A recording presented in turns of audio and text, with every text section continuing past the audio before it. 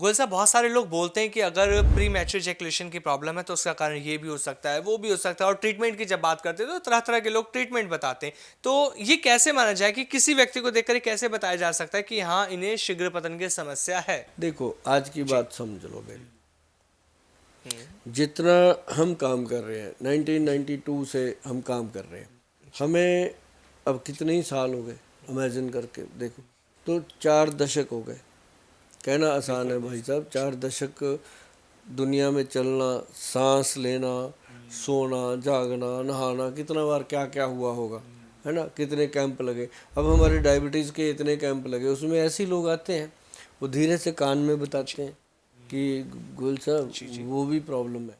हम्म। मतलब ऐसे जी। बताएंगे जैसे पता नहीं कि बम भी फोड़ दिया। यार खुल के बता दो, है ना। लेकिन बताते हैं। अब लोग समझ गए कि गोयल साहब के साथ खुली बात कर सकते हैं, हम करते हैं मेरे साथ।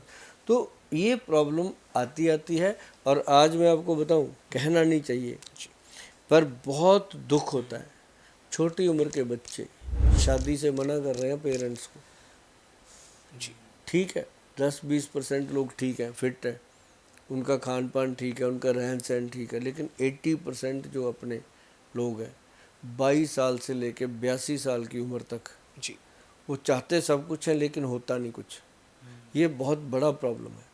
अगर होता है तो या दारू पीते हैं या कोई गोली खाते हैं, जो केमिकल की गोलियां आती हैं बाज़ार में, है ना, या कुछ और सहारा लेकर के ऐसे काम। मतलब 80% हमारे जो लोग हैं उनको ये समझ ही नहीं है कि इसके लिए करना क्या है। पैसा लुटा रहे हैं और अपनी सेहत गंवा रहे हैं।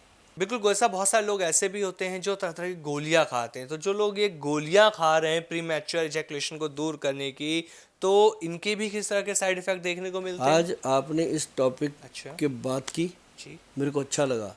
अच्छा इसलिए लगा कि शुरू करने से पहले ही आपने मुझे ये बोला कि गोयल साहब कुछ बेचना नहीं, हमने लोगों को बताना है कि इससे बाहर कैसे आया जाए। जी। वही बात मैं बता रहा हूँ कि जो नुकसान है ना जी इन चीज़ों का, वो तो है ही है, बिल्कुल। उसमें तो कोई दो राय नहीं है। जी। जो गोलियां खाते हैं, अब आप देखो, आप एक गुब्बारा है मान लो गैस का, उसमें आप गैस भर देते हैं, छत को लग जाता है, जाके लगता है ना।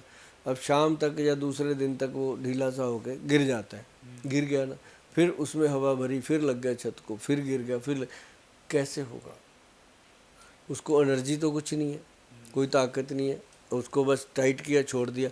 वो रोज़ ऐसा होगा, रोज़ ऐसा होगा, फिर उसको मसला जाएगा, तो वो क्या होगा। उसमें सिलबटें तो आएंगी ना, नर्व सिस्टम वीक तो होगा, मसल सिस्टम वीक तो होगा ही होगा ना।